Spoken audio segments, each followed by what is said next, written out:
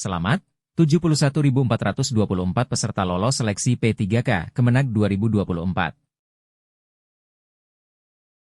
Kementerian Agama hari ini mengumumkan hasil akhir seleksi pegawai pemerintah dengan perjanjian kerja, P3K, bagi ex-tenaga honorer kategori 2, ex-THK 2, dan tenaga non-ASN yang terdaftar dalam database BKN untuk tahun anggaran 2024. Sekjen Kemenag M. Ali Ramdhani mengatakan bahwa ada 71.424 peserta yang dinyatakan lolos seleksi.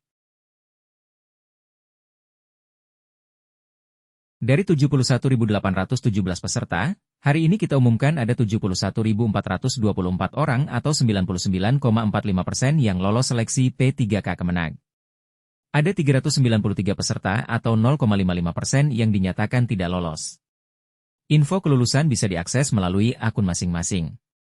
Keputusan Panitia Seleksi P3K Kementerian Agama tahun anggaran 2024 bersifat mutlak dan tidak dapat diganggu-gugat. Diterang M. Ali Ramdhani di Jakarta, Rabu, 1 Januari 2025.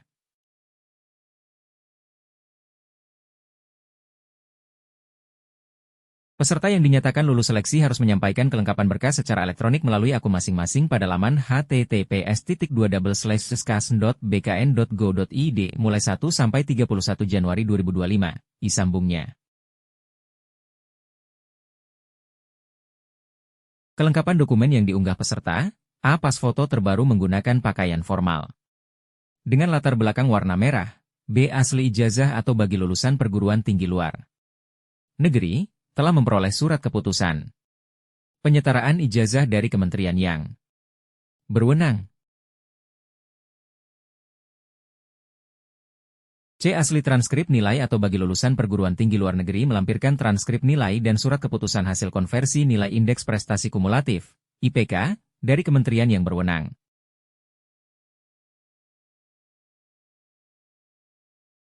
D. Hasil cetak printout DRH, daftar riwayat hidup, dari laman https://skas.bkn.go.id yang pada bagian nama, tempat lahir, dan tanggal lahir ditulis tangan sendiri menggunakan huruf kapital, balok dengan tinta hitam, telah ditandatangani sendiri oleh peserta dan dibubuhi meterai 10.000.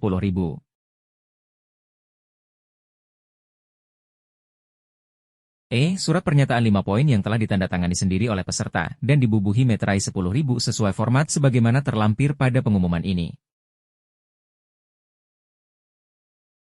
E. Surat pernyataan 5 poin yang telah ditandatangani sendiri oleh peserta dan dibubuhi meterai 10.000 sesuai format sebagaimana terlampir pada pengumuman ini.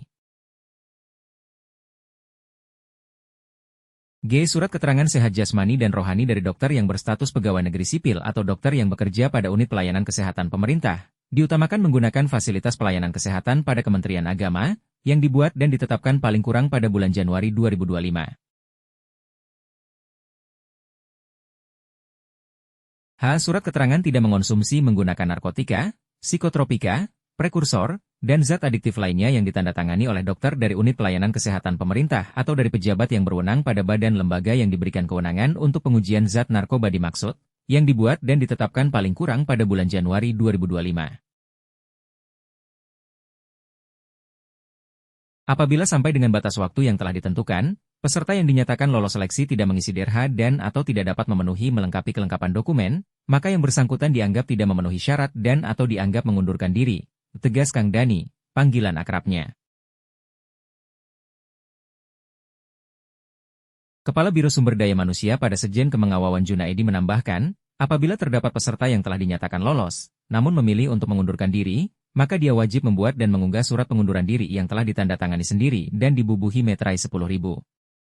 Sehingga, kebutuhan jabatan yang bersangkutan dapat diganti dari peserta urutan berikutnya pada kebutuhan jabatan yang sama sesuai dengan ketentuan yang berlaku.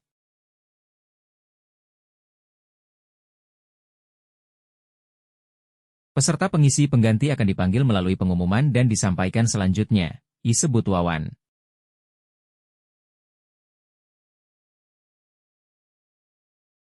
Jika ada peserta yang sudah dinyatakan lolos tahap akhir seleksi P3K dan atau sudah mendapatkan persetujuan nomor induk P3K kemudian mengundurkan diri, maka kata Wawan, yang bersangkutan akan dikenai sanksi tidak boleh melamar pada penerimaan ASN untuk 2 tahun anggaran pengadaan pegawai ASN berikutnya.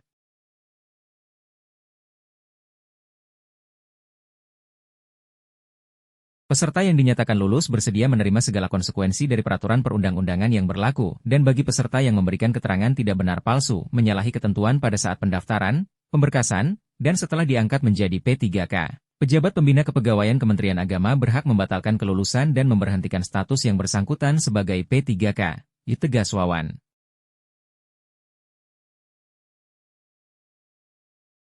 Proses seleksi ini tidak dipungut biaya.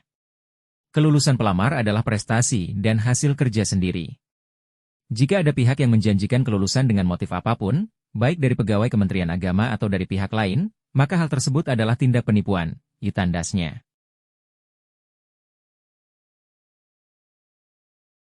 Peserta bisa melihat pengumuman hasil tes P3K Kemenag 2024 tahap 1 melalui laman sistem seleksi calon aparatur sipil negara, laman Skasn, dan website instansi terkait.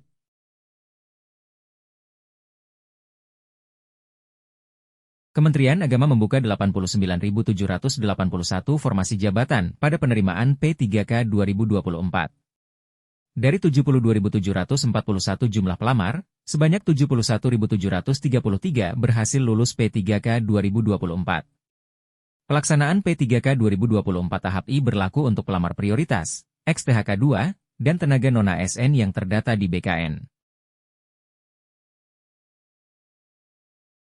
Sementara itu, P3K tahap 2 akan dibuka bagi pelamar tenaga non-ASN yang aktif bekerja di instansi pemerintah termasuk lulusan PPG untuk formasi guru.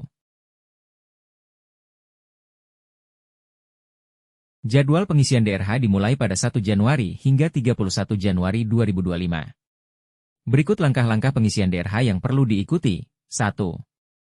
Buka https://skasn.bkn.go.id. 2. Masuk atau login akun dengan memasukkan nomor induk kependudukan, NIK, dan kata sandi yang telah terdaftar. 3. Selanjutnya konfirmasi kelulusan. Pilih opsi, ya, I untuk melanjutkan. 4. Lakukan pengisian DRH dengan melengkapi informasi di kolom yang tersedia, seperti data diri, pengalaman kerja, dan lainnya. 5. Siapkan dokumen untuk diunggah. Pastikan semua dokumen yang diminta telah diunggah sesuai ketentuan, adapun dokumen yang perlu disiapkan antara lain. Surat pernyataan 5 poin. Surat keterangan catatan kepolisian, SKCK, yang masih berlaku.